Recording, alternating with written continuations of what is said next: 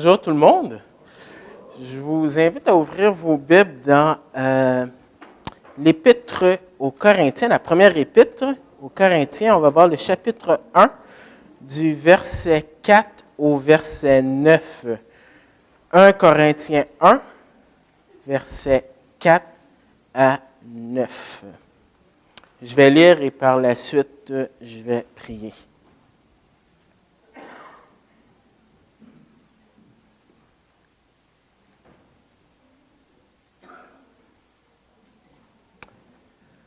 Je rends continuellement grâce à Dieu à votre sujet pour la grâce de Dieu qui vous a été accordée en Christ Jésus, de ce que vous avez été enrichis en lui en toutes choses, en toute parole, en toute connaissance, car le témoignage de Christ a été fermement établi en vous.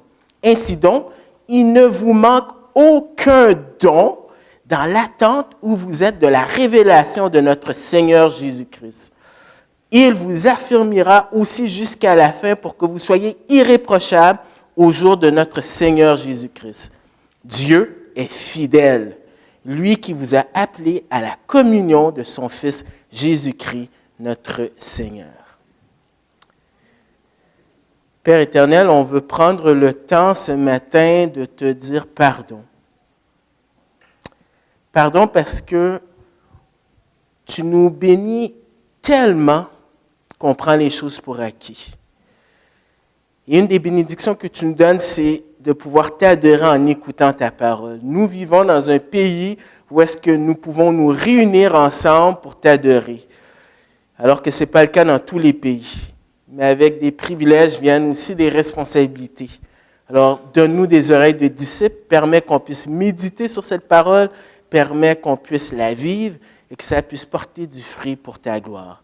Dans le nom de ton Fils Jésus, Amen. On rapporte qu'aux États-Unis, il y a un professeur de psychologie en début de session qui a fait une expérience sur ses élèves. Alors, la première journée de classe, les élèves sont rentrés. Le professeur n'a même pas pris le temps de les saluer. Il s'est mis à écrire sur le tableau. Il a pris sa craie, puis il a écrit 4 plus 5 égale 9. Alors, les élèves se sont regardés, ils ont dit, est-ce qu'on est vraiment dans le cours de psychologie? Puis ils regardent, c'est pas le cours de mathématiques, ils regardent leur agenda, ils regardent le numéro à la porte, ils disent, oui, c'est vraiment le cours de mathématiques. Pendant ce temps-là, le professeur continue à écrire 4 plus 5 égale 9. Alors, certains élèves ont commencé à sortir leur crayon, leur papier, puis ils ont écrit 4 plus 5 égale 9. Et tout d'un coup, le professeur a écrit 4 plus 5 égale 10. Alors, les élèves se sont regardés, puis ils ont décidé de lever la main, et finalement, un élève a dit, « Monsieur, vous avez fait une erreur, vous avez écrit 4 plus 5 égale 10. » Et le professeur s'est retourné en disant aux élèves, « C'est dommage que la première chose que vous avez remarquée, c'est l'erreur que j'ai faite, vous n'avez pas souligné toutes les fois où j'ai eu la bonne réponse. » Alors, peut-être que le professeur a un petit peu exagéré, mais il en demeure pas moins qu'il a quand même souligné quelque chose du comportement humain. Nous remarquons plus rapidement les défauts des autres que de voir leurs bonnes qualités. Alors, si vous n'êtes pas convaincu, faites cette expérience cette semaine. Prenez le temps à l'école, au travail, à la maison, d'entendre les gens parler de quelqu'un d'autre et de voir est-ce que c'est des critiques qui vont sortir en premier ou c'est des encouragements. Et le texte de ce matin nous donne un antidote pour être différent.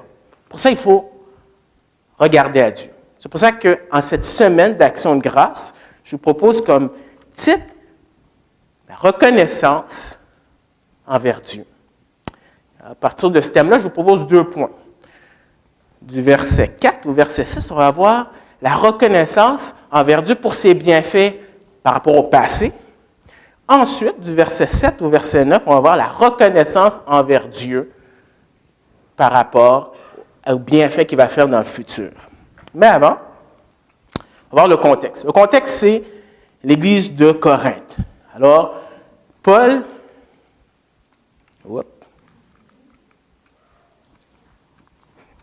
merci. Paul, c'est lui qui a fondé cette Église-là. Durant son deuxième voyage missionnaire, il est allé en Europe. Et en Europe, une des églises qu'il a établies, c'est celle de Corinthe. D'ailleurs, il est resté... Wow, c'est vraiment sensible. Doudou. Il est resté 18 mois. 18 mois, c'est quand même pas le pattern de Paul. Parce que généralement, quand Paul était dans une église ou il fondait une église, il restait là quelques semaines à quelques mois. Mais cette église-là a eu le privilège d'avoir l'apôtre Paul pendant 1 an et demi. Est-ce que vous pouvez imaginer avoir quelqu'un comme l'apôtre Paul comme pasteur pendant 1 an et demi? Dieu leur a fait grâce. Et souvent, j'ai l'impression qu'on ne réalise pas les grâces que Dieu nous fait. Par exemple, à l'église, on a plein de ressources. Mais souvent, on prend ces choses-là pour acquis. Moi, je sais que je les ai pris. J'ai pris conscience de cela quand je suis parti, il y a à peu près une quinzaine d'années, j'étais allé vivre au Nouveau-Brunswick.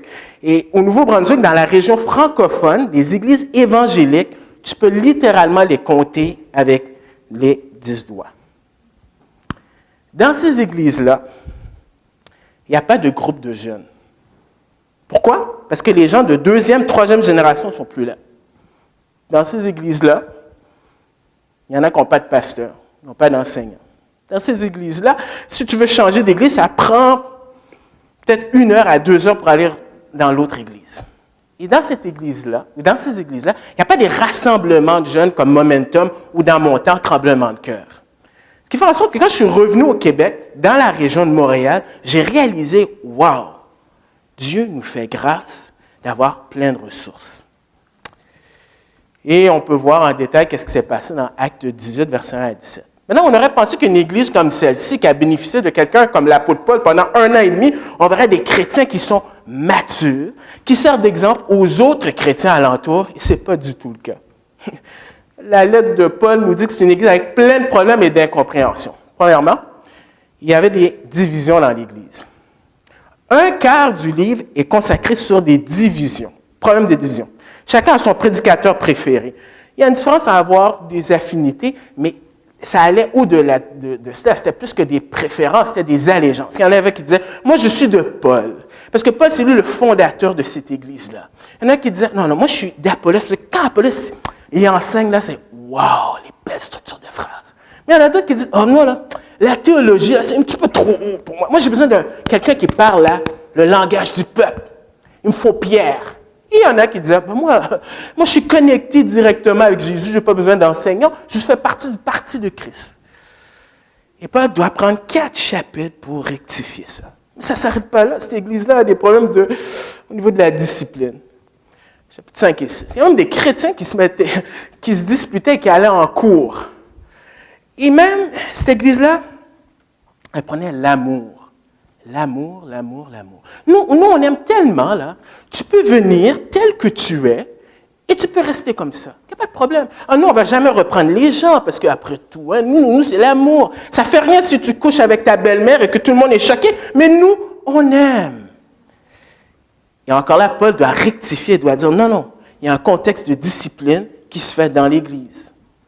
Le reste de la lettre, c'est une série de questions. Une série de questions qui démontrent leur incompréhension sur le mariage, sur la résurrection, sur le repas du Seigneur, et sur comment utiliser leurs dons pour Dieu. En d'autres mots, c'est une église qui a donné beaucoup de problèmes à Paul.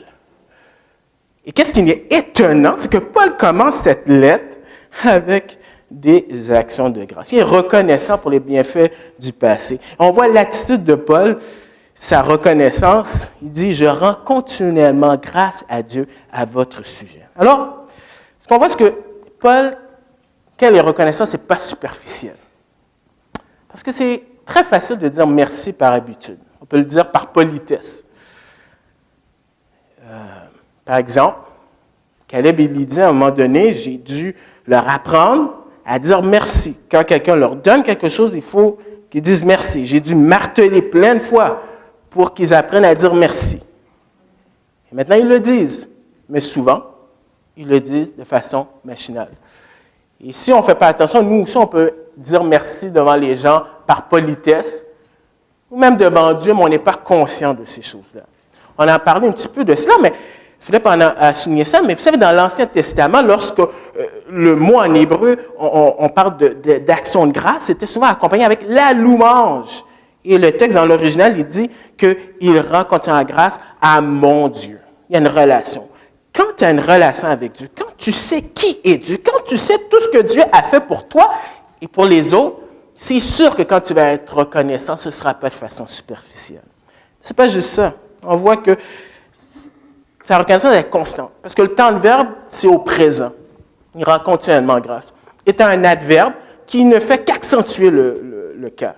Donc, ça veut dire que pour Paul, l'action de grâce, pour lui, ce n'est pas juste une période dans l'année. C'est son style de vie. C'est-à-dire, à chaque fois qu'il pensait aux Corinthiens, eh bien, il rendait des actions de grâce. Une des façons d'évaluer votre maturité, notre maturité spirituelle avec Dieu, c'est de voir qu'est-ce qui sort de notre bouche le plus souvent. Est-ce que c'est des actions de grâce ou est-ce qu'on se plaint? Très facile de faire ça. Cette semaine, je vous mets au défi de réfléchir toutes les fois que vous parlez. Essayez de voir si vous critiquez plus ou si vous rendez des actions de grâce. Pour Paul, indépendamment des circonstances, il rendait des actions de grâce. Qu'est-ce qui est encore plus étonnant, c'est que ces actions de grâce étaient pour les Corinthiens, à votre sujet. Oui, les Corinthiens. Les Corinthiens qui ont critiqué le leadership de Paul, les Corinthiens qui étaient ingrats, parce que Paul était prêt à travailler, il ne voulait pas de leur argent, il s'est investi dans la vie de ces gens-là, c'était un père spirituel pour eux. Et ces gens-là l'ont blessé, pas avec des coups de fouet comme il y avait l'habitude, mais par leur attitude, par leur langue. Et ce serait tellement facile pour Paul de dire, vous savez quoi? Je quitte cette église-là parce que c'est des gens qui sont ingrats. J'ai tout donné. Mais Paul nous étonne. Il prie pour eux. Mais Paul n'est pas le seul. Dans la Bible, on voit les hommes de Dieu faire ça. Moïse. Combien de fois ils ont critiqué le leadership de Moïse? Combien de fois ils voulaient tuer Moïse? Et quand Dieu a dit, je vais me débarrasser de tous ces gens-là, Moïse a dit, non, non, non, enlève mon nom. Wow! Mais l'exemple suprême, c'est Jésus. Père, pardonne-leur. Qu'est-ce que Paul nous présente comme modèle? C'est qu'il prie pour ces gens-là. Oh, il ne rend pas des actions de grâce pour leur comportement, mais il remercie Dieu pour... Il va au-delà de ce qu'il voit, il remercie Dieu pour qu'est-ce que Dieu fait dans leur vie. Et remarquez, ses prières sont centrées sur eux et pas sur lui. Je ne sais pas comment est votre vie de prière. Je sais que moi, il y a quelques années, j'ai essayé de prendre quelques outils pour m'aider à ne pas redire toujours les mêmes prières. Et un des outils que j'utilise, c'est la méthode des 5 doigts. 5 doigts.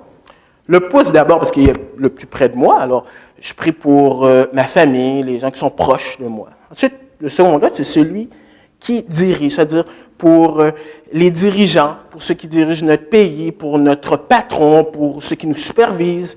Ensuite, il y a les leaders spirituels de l'Église, les pasteurs, les anciens, les diacres, les moniteurs d'école du dimanche. Ensuite, il y a le petit doigt, ceux qui sont faibles, faibles physiquement, faibles spirituellement. Et finalement, le petit doigt de rien du tout, là, je prie pour moi. Ce qui fait en sorte que mon temps de prière ne va pas être concentré sur moi, mais ça va être sur les autres. Et Paul était un gars comme ça. Et c'est bien beau. Paul rend des actions de grâce, mais cette action de grâce, ça ne se fait pas dans un vide, dans un vacuum. Il y a une raison.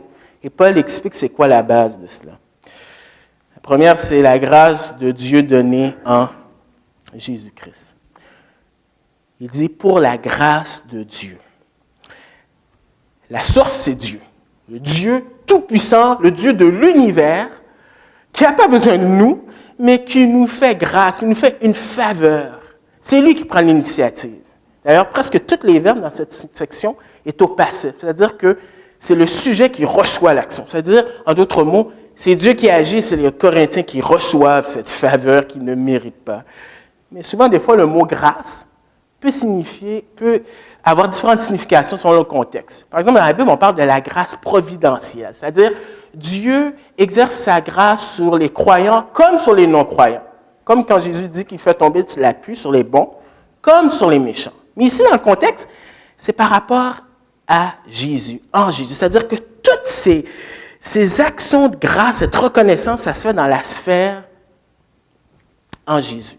C'est-à-dire que le jour où ces gens-là ont mis leur confiance en qu'est-ce que Jésus a fait pour eux, eh bien, leur statut a changé. Ils sont passés d'ennemis de Dieu à enfants de Dieu, et Dieu, le Père, les voit maintenant à travers Jésus, et leur position est en Jésus. D'ailleurs, dans les 9 versets, on retrouve 8 fois Jésus. Donc, c'est vraiment centré sur Jésus.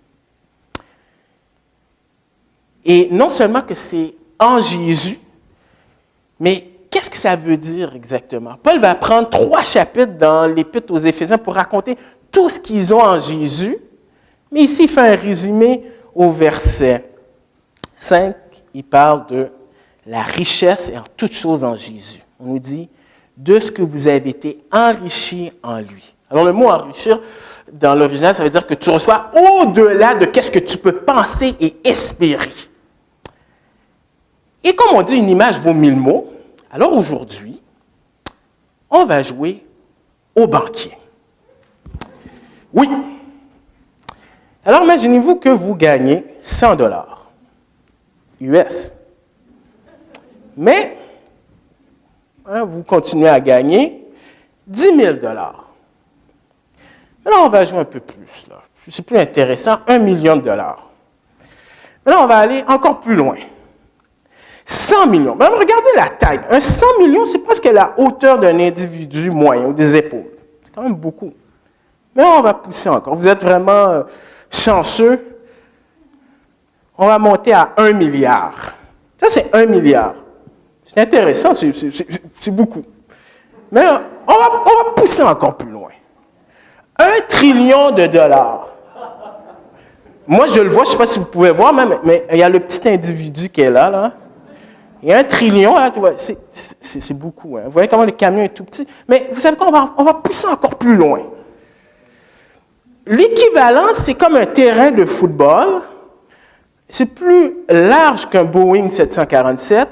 Et encore, il y a notre petit ami ici, là, on est tout petit, là. On est vraiment tout petit en face de 1 trillion de $. Mais vous savez quoi, on va continuer encore. 15 trillions de $, c'est presque aussi large, en tout cas, grand que la Statue de la Liberté. Et encore, on a notre petit individu, notre petit ami qui est là, un petit point. Mais on va pousser encore plus loin. 114,5 trillions de $, c'est presque la moitié des 2 tours que le Chrysler, je pense, Building, la Statue de la Liberté qui est tout petit, et notre petit ami qui est en bas, on ne voit rien du tout. Maintenant, imaginez-vous que vous gagnez 114,5 trillions de $ le lendemain. Quelle est la différence entre vous et votre voisin? Il y a des similitudes et des différences. La similitude, c'est pas parce que vous avez 114,5 trillions de $ que vous n'aurez pas faim. Vous allez quand même avoir faim, comme votre voisin. La différence, c'est que votre voisin, lui, va aller chercher son argent dans des ressources très limitées et vous allez puiser dans des ressources illimitées de 114,5 trillions de $. Au niveau spirituel, ça veut dire quoi? Ça veut dire que en Christ, par notre position en Christ, on a tout pour nous équiper à faire face aux circonstances de la vie. Ça ne veut pas dire qu'on ne sera jamais atteint d'une maladie. Ça ne veut pas dire qu'on n'aura pas des peines d'amour. Cela ne veut pas dire qu'on ne perdra pas un emploi. Cela ne veut pas dire qu'on n'aura pas des enfants handicapés. Cela ne veut pas dire qu'on n'aura pas de problème. Mais la différence, c'est que Dieu te donne les ressources pour pouvoir vivre cette vie chrétienne pour sa gloire. Là, le problème, c'est qu'est-ce qu'on fait? Très souvent, on se dit, les 114,5 trillions de $, là, je ne vais pas aller les puiser là. Je vais aller les puiser ailleurs, des ressources limitées. Et dans un sens spirituel, c'est ce qu'on fait. Au lieu d'aller puiser en Christ, on va puiser ailleurs. Ou encore, on ne fait pas confiance. Est-ce que vraiment, Dieu est-il vraiment capable de m'aider? Regardez, c'est très intéressant parce que Paul s'adresse à une église avec des problèmes comme l'église de Corinthe. C'est affreux. Mais il ne commence pas en leur disant « Faites pas ci, faites pas ça, faites comme ci, mais pas comme ça. » Non, il commence à leur rappeler leur position qui est en Christ. Quand ils comprennent les ressources qu'ils ont, là maintenant, il va pouvoir commencer à exhorter à partir du verset 10. Donc c'est important de comprendre la position qu'ils ont en Christ. Et c'est la même chose avec nous ce matin. On n'a aucune idée à quel point on a tout en Christ. Si on revient dans le texte, ce que Paul fait, c'est qu'il prend deux exemples de cette ressource qu'on a en Christ. Le verset 5 dit, « De ce que vous avez été enrichis en lui, en toutes choses, il mentionne en toute parole, en toute connaissance. » Alors, parole, c'est logos, qui veut dire un message, un discours, et on le voit dans différents chapitres. Mais qu'est-ce que ça veut dire ou juste en toute parole, en toute connaissance? C'est le verset 6 qui nous explique ça. Le verset 6 dit « Car le témoignage de Christ a été fermement établi en vous. » Dans l'original, il y a un adverbe là, qui s'appelle « katos ». Cet adverbe-là, une de ses fonctions, c'est de servir de comparaison avec ce qui a été dit avant. Qu'est-ce qui a été dit avant? C'est parole et connaissance. OK, mais de quoi? Il explique le témoignage de Christ, c'est-à-dire une expression pour dire l'Évangile. Alors, pour ces gens-là, une des choses qui est arrivée dans leur vie, c'est que le témoignage, l'Évangile, a été fermement établi en eux. Et c'est au passé, c'est-à-dire que ce n'est pas Paul qui a réussi à faire cet exploit-là. C'est certainement pas Paul, parce que Paul n'avait pas le style oratoire pour impressionner les gens. C'est vraiment une action de Dieu. C'est-à-dire qu'à un moment donné, ces Corinthiens, le message de l'Évangile est rentré là, ça a arrêté de passer par là, restait là, et tout d'un coup, il y a eu un chemin dans le cœur. Il y a des personnes ici qui comprennent ce que les Corinthiens, ce que Paul est en train de dire. Il y a des personnes ici qui savent très bien qu'à un moment donné dans leur vie, ils ont entendu constamment le message de l'Évangile et hop, ça a arrêté ici, puis il y a eu c'est descendu ici, il y a une transformation. Il y en a d'autres que ça rentre là, puis ça sort là. Puis il y en a d'autres, ça reste là, puis ça fait juste de cogiter, puis ça ne descend pas.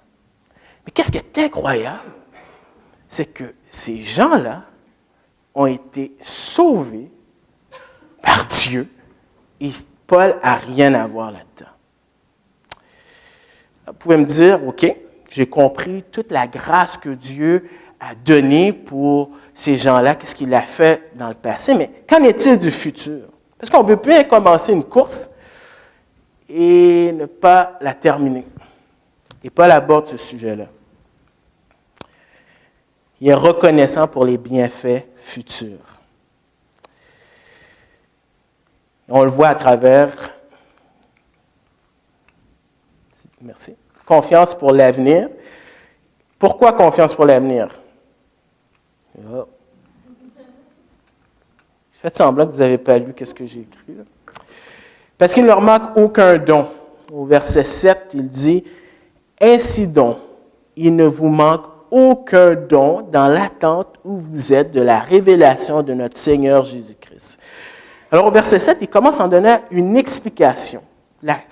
Le fait que tu as l'Évangile dans ta vie, maintenant que c'est un témoignage vraiment qui a été établi en toi, les conséquences sont que tu as ces ressources à ta disposition. Ce que Paul fait, c'est qu'il passe du passé au présent pour faire une transition dans le futur. Mais dans le présent, il leur dit, vous avez tout ce qu'il vous faut. Il ne vous manque d'aucun don. Pardon, l'Église de Corinthe, avec tous ses problèmes, il est en train de leur dire, vous avez tout. Le problème, c'est qu'ils utilisaient mal les ressources que Dieu leur donnait. C'est intéressant, Paul ne leur dit pas, regardez à l'Église d'Éphèse, regardez à l'Église de Thessalonique. Il dit, non. Regardez en Christ. Le témoignage de Christ en vous fait que vous avez toutes les ressources. Et ça, c'est intéressant parce que c'est tellement facile de se comparer à d'autres églises. Oh, l'autre église là-bas, là, oh, bon sang, wow, ils sont bons les musiciens, oh, ils sont 50 000, oh, c'est tellement facile. Et Paul dit non, arrêtons, regardons à Christ parce qu'en lui, on a toutes les ressources qu'il nous faut. Et dans sa grâce, Dieu donne à chacune des églises des ressources. C'est sûr qu'on a des églises qui sont différentes, puis c'est sûr que ça nous sert de modèle, mais il ne faut pas les envier parce qu'en Christ, on a tout. Et là, qu'est-ce qu'il fait? C'est que non seulement il leur dit qu'ils ont les ressources, mais il leur donne une perspective de l'avenir.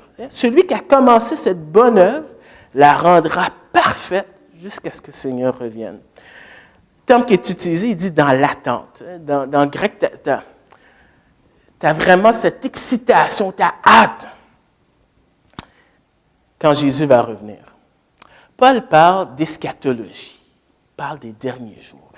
Et souvent, nous, dans nos milieux chrétiens, on n'aime pas parler de ces choses-là, parce qu'il y a eu beaucoup d'abus. La fin du monde étant X années, telle année, Jésus va revenir. Alors, qui fait en sorte qu'on passe d'un extrême en disant « Ah, ben on ne veut plus parler de ça, parce qu'il y a tellement eu d'abus. » Aussi, on n'en parle pas souvent peut-être à cause peut-être de l'école où est-ce qu'on a étudié, si c'est dans un contexte théologique. Peut-être qu'il y a des séminaires qui ont des points de vue différents. Peut-être que le contexte dans lequel on a grandi, notre famille d'église, on a des points de vue différents au niveau eschatologique, qui fait en sorte qu'on ne veut pas de chicane, mais on n'en parle pas. Mais Paul dit que ce qui est important, c'est que Jésus revient. Et le fait que Jésus revient et va revenir devrait nous exciter. On devrait être content de penser à cela. Le problème, c'est que j'ai l'impression que métro, boulot, dodo fait en sorte qu'on n'y pense pas. Peut-être qu'on est un petit peu trop à l'aise. Je ne me suis pas encore marié, il ne faut pas que tu reviennes, Seigneur. Oh non, je n'ai pas eu tant ma voiture ou ma bagnole, ou etc., etc. Il ne faut pas que tu reviennes. J'ai bien aimé ce que David a dit la semaine dernière. Peut-être qu'on est un petit peu trop à l'aise ici. Peut-être que Dieu utilise des circonstances, peut-être pour faire que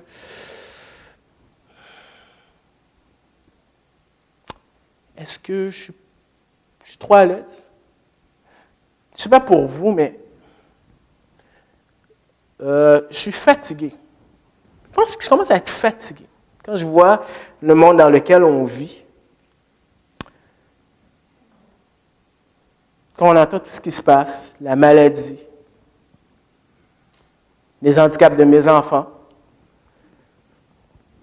vous avez vos problèmes, vous savez, se pourrait-il que c'est peut-être des bénédictions en cachette pour nous rappeler, hey, Jésus revient.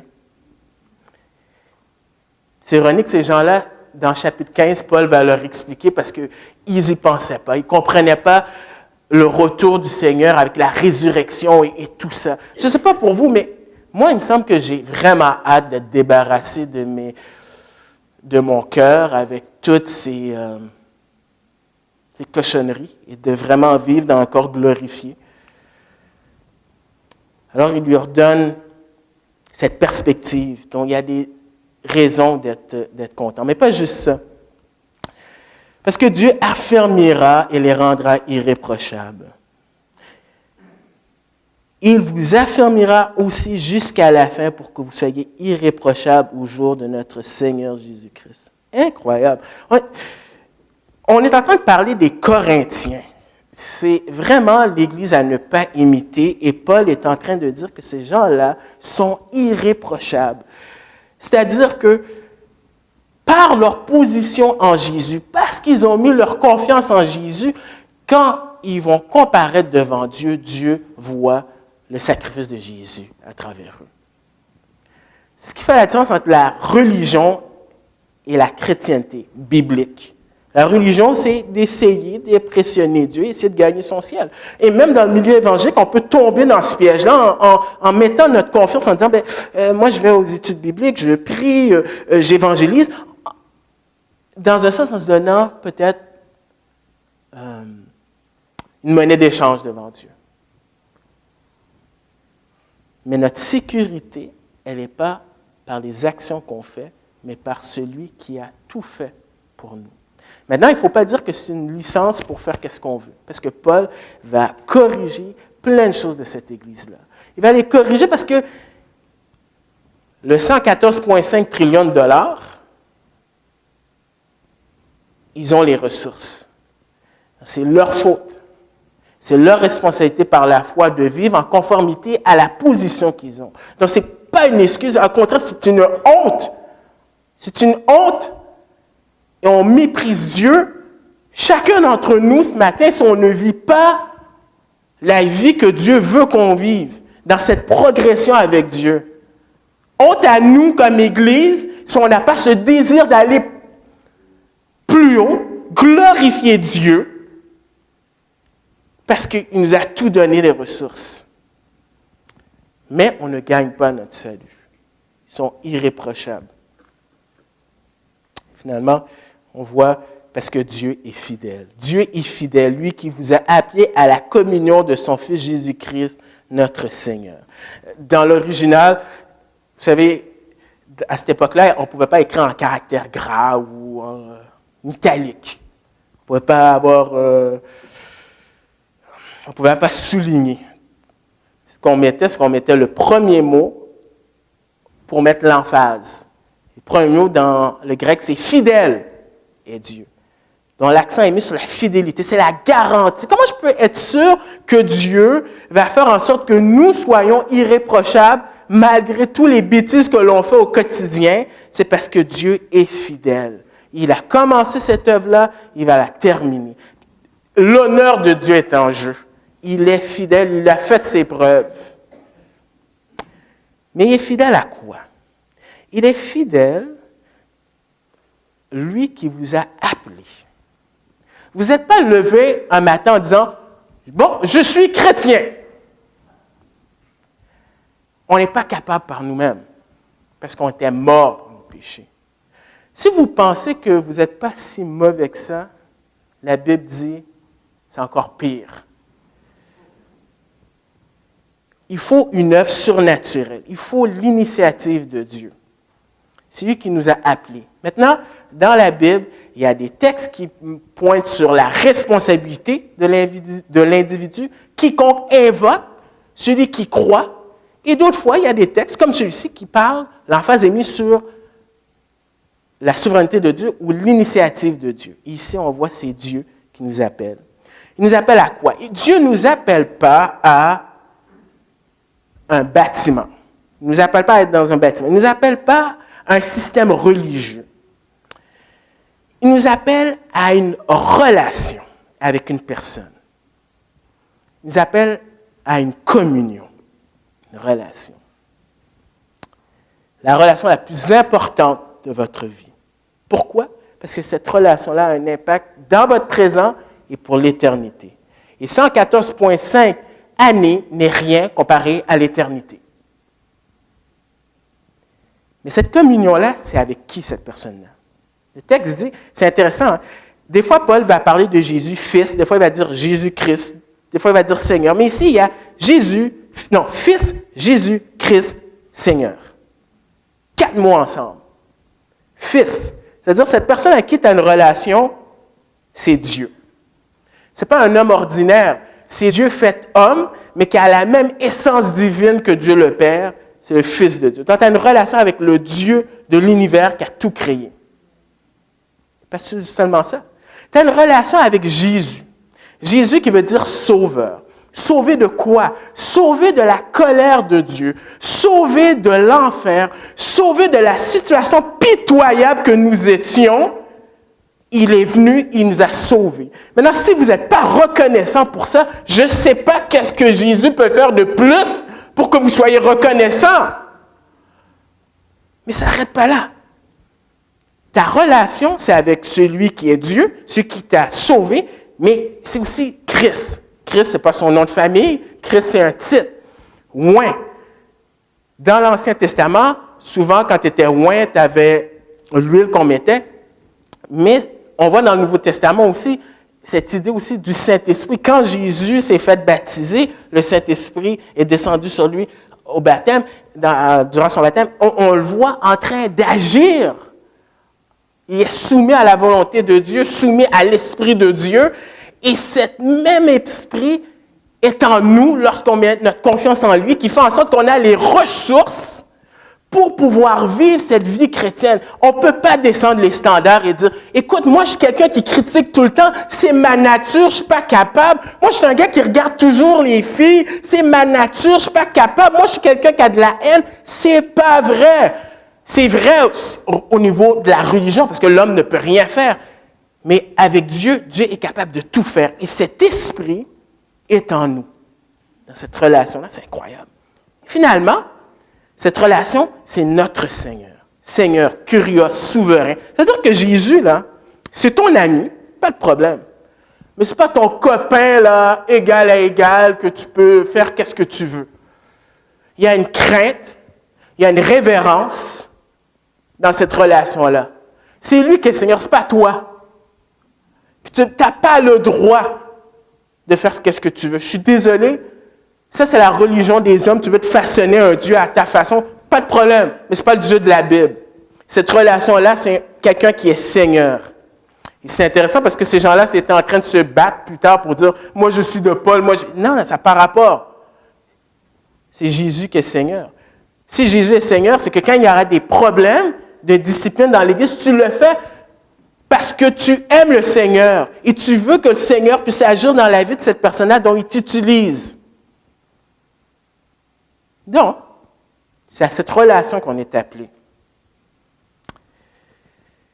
Alors souvent, on peut se dire, c'est bien beau tout ce que tu me dis, mais c'est quoi les implications? Parce que souvent, on pense, et vous savez, on en a parlé il y a quelques semaines, la Bible, les évangiles ou les épîtres ne présentent jamais, ils ne passent jamais à la pratique avant. Ils expliquent la doctrine pour que tu comprennes, pour ensuite agir selon la doctrine. Et c'est quoi les implications de savoir que Jésus revient, et la grâce et tout ce qu'il a fait pour nous? Bien, les implications, la première, c'est ça évite le découragement. C'est tellement facile d'être découragé. Facile. Facile. On ne va pas se le cacher. Je veux dire, on peut être déçu de plein de choses dans l'Église. On peut dire, ah ben là, non, moi là, ça ne marche pas. Vous pensez que pour Paul, quand il voyait l'épître, pas l'épître, mais quand il écrit sa lettre, vous ne pensez pas que Paul n'a pas vécu du découragement? Mais parce qu'il voit Dieu agir et qu'est-ce que Dieu va faire, ça évite qu'on soit découragé. Exerce la patience. Le problème, c'est qu'on veut que les autres puissent grandir comme ça. Mais nous, nous, on est corrects, hein? Mais les autres, là. Mais quand on comprend que Dieu a été patient et continue d'être patient envers nous, vous savez que la Bible dit que la patience de Dieu nous amène à la repentance, on devrait aussi être patient en voyant les autres. Et j'aime bien la chanson qui dit « Oui, je t'aime de l'amour de Jésus, car je vois en toi la gloire de mon roi. Oui, je t'aime de l'amour de Jésus. » C'est-à-dire passer par-dessus les bibites, les défauts des autres et de dire « Dieu est en train de faire un processus avec cette personne-là.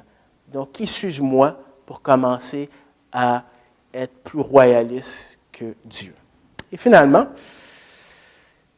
il y a une motivation à s'impliquer. Parce que Jésus revient, notre attitude ne devrait pas être qu'on se croise les doigts à rien faire, mais au contraire, de s'impliquer dans la vie de l'Église, de vivre ta vie comme chrétien, parce que tu as la chance de faire un impact dans la vie des autres par les dons que Dieu t'a donnés. C'est ce que Paul va dire plus tard dans Corinthiens 14 et 15, que les dons servent à l'édification. Donc, tu t'impliques, tu veux participer. C'est pas, excusez l'expression, one-man show, mais c'est tout le monde qui travaille ensemble, le corps s'édifie. Tu es motivé parce que tu veux plaire à celui qui va revenir. Parce que quand Jésus va revenir, même si nous, ceux qui mettent leur confiance, c'est sûr devant Dieu, il n'y a aucune accusation pour notre salut. Mais par rapport à qu'est-ce qu'on a fait des ressources que Dieu nous donne, on va être évalué par cela. Et Paul parle de ça dans l'Épître aux Corinthiens. Donc, en conclusion, je vais terminer avec une question. On a vu la reconnaissance, il faut être reconnaissant pour les bienfaits de Dieu dans le passé et dans le futur. Je vais vous poser une question. Je me pose la question.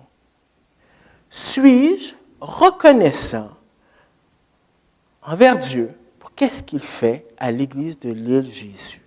En dépit de tous les défauts, suis-je reconnaissant? Vous savez, on a célébré la semaine dernière les 40e de Sembec et ils ont décidé d'offrir à Jacques-Alix Seignan un livre pour lui, pour ses 50 ans de service. Et l'Église, c'est « Je bâtirai mon Église ». Et j'ai acheté le livre, j'ai regardé, et puis il y a quelqu'un, un auteur, Tim Savage, qui était à Sola, un Américain. La première fois qu'il a rencontré Jacques-Alix Seignan, Jacques-Alix Seignan lui a demandé « Est-ce que vous aimez l'Église? » Selon les témoignages dans ce livre-là, on voit un homme qui est très conscient des lacunes des églises, mais qui aime l'Église. Et ce matin, vous savez quoi? Jésus aime l'Église de Jésus parce qu'il a donné son sang versé pour cette Église-là. La question c'est, sommes-nous reconnaissants? Prions.